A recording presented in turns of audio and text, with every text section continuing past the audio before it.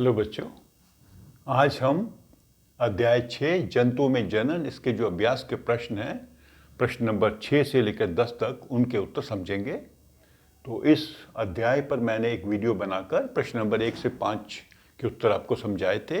वो वीडियो आप ज़रूर देख लेना, क्योंकि कुछ आंसर जो हम अभी समझेंगे वो वहीं से आपको उसका हिंट मिलेगा। ठीक है, तो हम आ जाते हैं प्रश्न नंबर 6 पर। तो प्रश्न नंबर 6 में क्या क्वेश्चन है, बुक निकाल लीजिए प्लीज, बुक से क्वेश्चन पढ़िए। क्वेश्चन पढ़ने के बाद ही आपको आंसर पता लगेगा कि क्या आंसर मैं दे रहा समझा रहा हूं आपको। अलैंगिक जनन की परिभाषा लिखिए। तो एक तो अपने परिभाषा देनी है और दूसरा बताना है कि कौन सी दो विधियां हैं जिससे अलैंगिक प्रजनन होता है। तो मैंने आपको पहले वीडियो में समझाया था कि प्रजनन दो प्रकार से होता है। एक होता है लैंगिक, जिसमें एक नर होता है एक मादा होता है, उनके अलग अलग जन्म के भाग होते हैं और उसमें एक निषेचन की प्रक्रिया भी होती है। दूसरा है अलैंगिक। अलैंगिक में क्या होता है, दो नर मादा नहीं होते, एक ही जनक होता है। जनन के जिस प्रक्रम में एक ही जनक होता है उसे अलैंगिक जनन कहते हैं। मतलब एक ही पेरेंट है, एक ही जीव है, उससे दूसरा जीव बनेगा, एक ही जीव से दूसरे जीव की उत्पत्ति होगी, तो उसे कहते हैं अलैंगिक। तभी हम कहते हैं एक ही जनक है। जनक मतलब जिससे दूसरे शिशु का उत्पन्न जन्म हो रहा है। तो इस प्रक्रम में निषेचन की क्रिया नहीं होती और युग्म नज का भी निर्माण नहीं होता, जैसा कि लैंगिक प्रक्रिया में होता है। तो ये इसकी परिभाषा हो गई। जनन के जिस प्रक्रम में एक ही जनक होता है उसे अलैंगिक जनन कहते हैं। इस प्रक्रम में निषेचन क्रिया नहीं होती और युग्म नज का भी निर्माण नहीं होता। तो इसके दो उदाहरण हैं। एक है बडिंग। ठीक है, बडिंग जैसे हाइड्रा एक जीव है उसमें होती है या ईस्ट में होती है। इसमें क्या होता है कि जो एक जीव है उसके ऊपर एक छोटा सा उभार आएगा। ये मान लीजिए जीव है, इसमें छोटा सा उभार आएगा।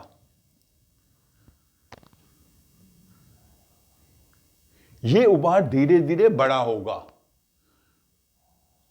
फिर एक स्टेज पे आकर ये इससे अलग हो जाएगा। ठीक है, इसे कहते हैं बडिंग।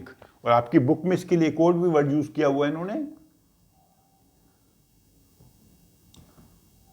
इस नए जीव को मुकुल कहते हैं।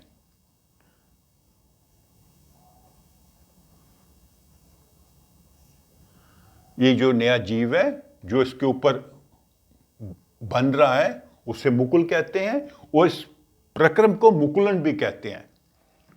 मुकुलन,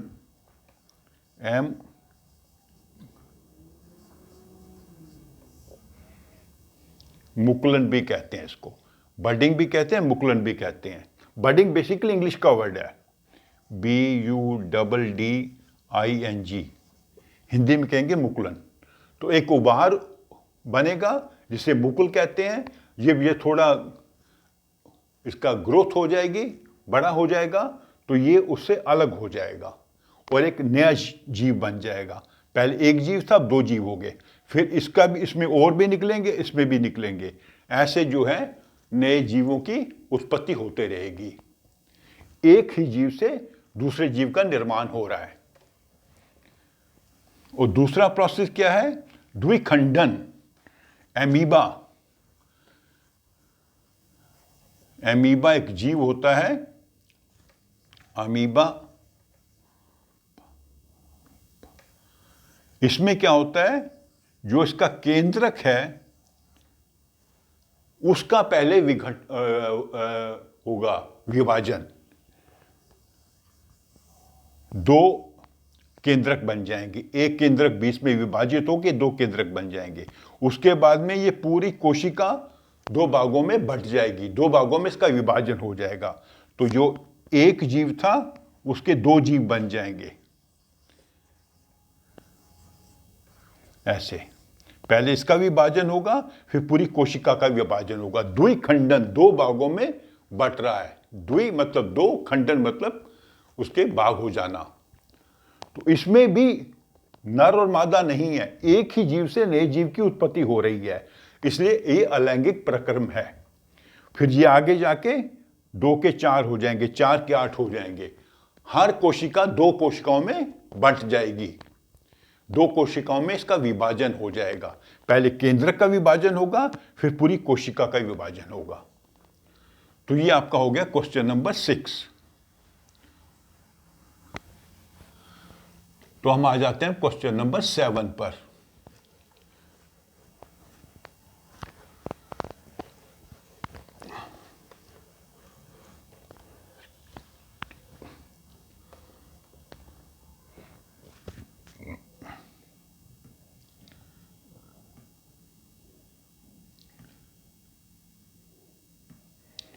मादा के किस जनन अंग में भ्रूण का रोपण होता है?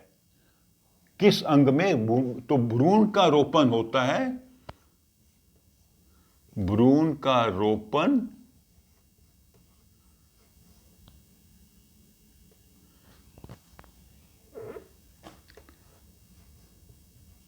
मादा के गर्भाशय में होता है। गर्भाशय, सॉरी,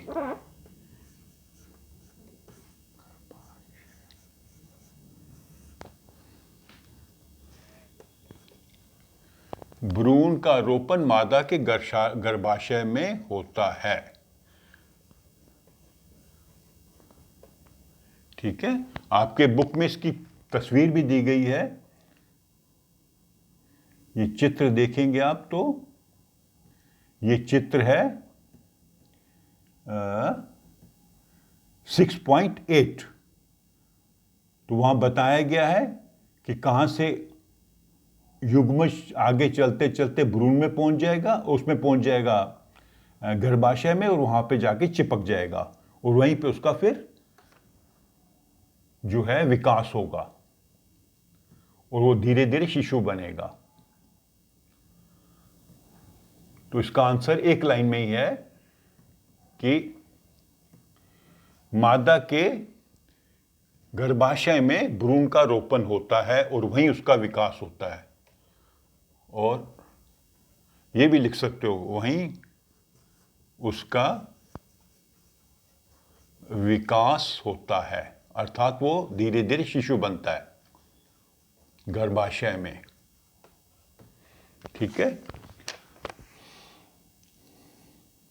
कायांतरण किसे कहते हैं? ये मैंने आपको पिछले वीडियो में समझाया था। कायांतरण, काया पलट जाना। कायांतरण का अर्थ है कायांतरण, काया का पलटना, अर्थात काया में ऐसे परिवर्तन आ जाना, शरीर में ऐसे परिवर्तन आ जाना विकास के दौरान समय, जिससे वो पहले वाले चरण से अलग होता है। ठीक है नहीं? जैसे कैटरपिलर होता है, वो बन जाता है सिल्कवर्म। इसके पंख नहीं होते, इसके पंख होते हैं, ये उड़ सकता है, ये उड़ नहीं सकता। इसका शरीर अलग प्रकार का होता है, इसका शरीर अलग प्रकार का होता है। टेडपोल और फ्रॉग, इसकी पूंछ होती है, इसकी पूंछ नहीं होती है, दोनों के शरीर भिन्न होते हैं। तो जो शरीर में विकास के समय, इसको ऐसा आप लिखेंगे, मैं समझाता हूं आपको।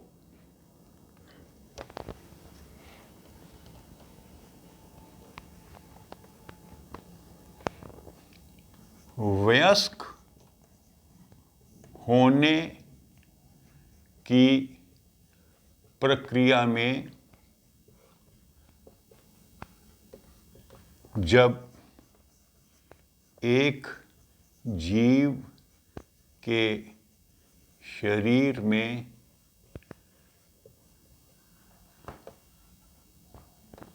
अधिक परिवर्तन आते हैं,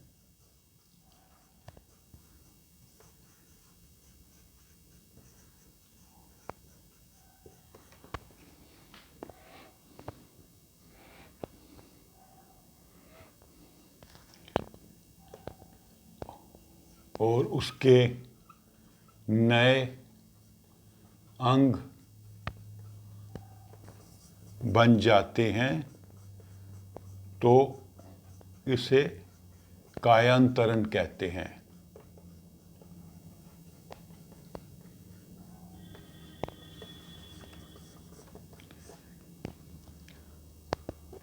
मनुष्यों में ऐसा नहीं होता या डॉग्स एंड कैट्स में नहीं होता। जैसा जो अंग एक छोटे बच्चे में है वही अंग बड़े मनुष्य में होंगे। हाथ हैं, पाँव हैं, आंखें हैं, नाक है, सब कुछ है। लेकिन कुछ जीवों में, जैसे मैंने बताया कि कैटरपिलर जो है, रेशम का कीड़ा जो है, जब वो पतंगा बनता है या तितली बनता है तो उसमें नए अंग आ जाते हैं, उसके पर निकल आते हैं। ठीक है। ऐसे टेडपोल की पूंछ होती है, वो खत्म हो जाती है, फ्रॉग में वो नहीं होती है। तो वो जो परिवर्तन आते हैं जिससे उसका शरीर की जो है आकार बदल जाता है, तो उसे हम कहते हैं कायांतरण। तो शरीर में बहुत अधिक परिवर्तन आते हैं। उसके दो एग्जाम्पल देख सकते हो। रेशम का कीड़ा पतंगा बन जाता है, तितली बन जाता है, और टेडपोल जो है मेंढक बन जाता है। टेडपोल की पूंछ होती है, मेंढक की पूंछ नहीं होती। पतंगे के पर होते हैं, रेशम के कीड़े के पर नहीं होते, पंख।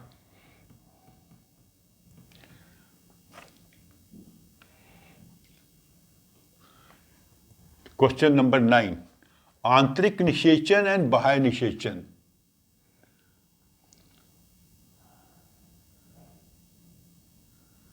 हाँ, ये मैंने आपको पहले भी थोड़ा सा समझाया था।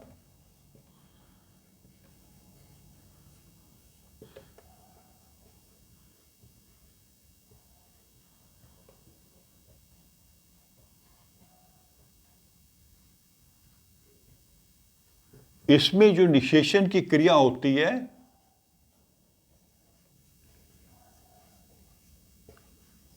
मादा के शरीर में होती है।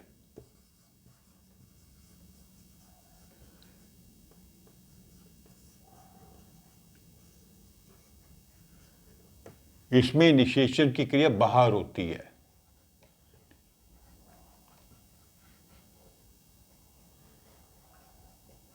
मादा के शरीर में नहीं होती।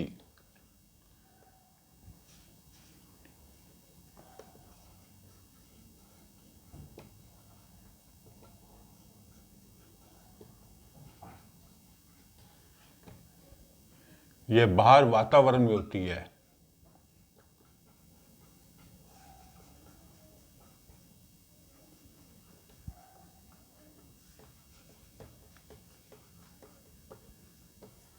जैसे मैंने आपको बताया, मेंढक की एग्जाम्पल दी।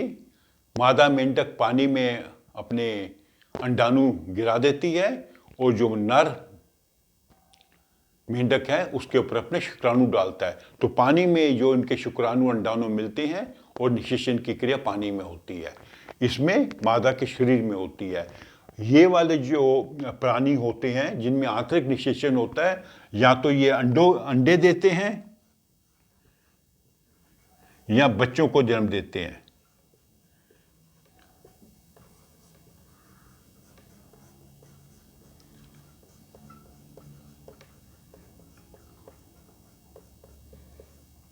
इसमें ऐसा नहीं होता है, क्योंकि वो जो निषेचन की क्रिया पानी में हो रही है, पानी में या वातावरण में हो रही है, जहां भी हो रही है वहां पर ही उस जो युग्मनज बनते हैं उनका विकास बाहर होता है। इसका कुछ विकास मादा के शरीर में होता है, जैसे मुर्गी के अंडे हुए, देने वाली मुर्गी हुई, उसके अंडे कुछ समय तक मादा के शरीर में ही विकास होता है, और कुछ का पूरा विकास होता है मादा के शरीर में, जो बच्चों को जन्म देते हैं। तो ये इसका लेकिन मुख्य जो भेद है यही है, पहले वाला। आंतरिक निषेचन मादा के शरीर में होता है, इसमें जो है निषेचन मादा के शरीर में नहीं होता, बाहर वातावरण में होता है। इनमें ये भी बता सकते हैं कि इनमें कुछ प्राणी जो अंडे देते हैं, कुछ पशु बच्चों को जन्म देते हैं, और इसमें जो मादा अंडों या बच्चों को जन्म नहीं देती, ना अंडे देती है ना बच्चों को जन्म देती है। तो ये अब हो गया आपका क्वेश्चन नंबर 9। तो अब आ जाते हैं क्वेश्चन नंबर 10 पे। क्वेश्चन नंबर 10 में क्या बेसिकली एक वो आपका वो है क्रॉसवर्ड पजल है। तो उसमें 3 आंसर जो है बाएं से जाएंगे और 3 नीचे जाएंगे। तो पहला है यहां अंडाणु उत्पत्ति होती है, अंडाशय। ये पहला वर्ड होगा, ठीक है। फिर 3 वृषण में उत्पत्ति होती है, 3 है शुक्राणु।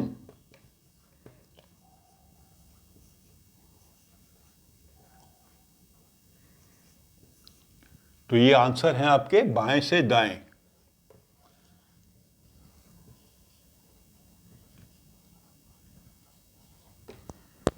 और 4th क्या है, हाइड्रा का अलैंगिक जनन है, 4 मुकुलन। अभी हमने पढ़ा मुकुलन, ये वर्ड आपने उसमें लिखना है। फिर ऊपर से नीचे, ये बाएं से दाएं जाएंगे, ऊपर से नीचे 1 ये मादा युग्मनक है। 1 क्या है, अंडाणु।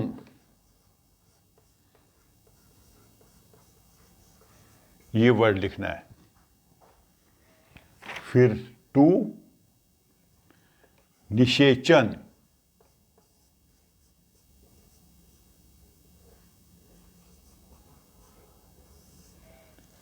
नर और मादा युग्मक का मिलन, निषेचन। 4 अंड प्रजक जंतु, जो जंतु अंडा देता है, तो उसमें मुंह लिखा है मुर्गी। तो ये आपके आंसर है इस क्रॉसवर्ड पजल के। बाएं से दाएं ऐसे जाएंगे, तो पहले में अंडाशय, तीसरे में शुक्राणु, 4th में मुकुलन, और नीचे जाना है तो पहले में अंडाणु, सेकंड में निषेचन, 4th में मुर्गी। तो ये आपका पूरा जो है जो एक्सरसाइज है, अभ्यास है, जो अध्याय 6 का, उसके सब प्रश्नों के उत्तर मैंने आपको समझा दिए। इनको आप अच्छे से समझ लें। अगर एग्जाम में आपको कोई डिफरेंट क्वेश्चन आता है तो आंसर यहीं से सब बनेंगे। ये पूरा टॉपिक जो है इसमें कवर हो गया है। तो आप पाठ को भी अच्छे से पढ़िए और इन प्रश्नों को भी अच्छे से समझ लीजिए। ओके, तो मेरे इस वीडियो को लाइक करो, अपने फ्रेंड्स के साथ शेयर करो और मेरे चैनल को सब्सक्राइब भी करो। Thank you.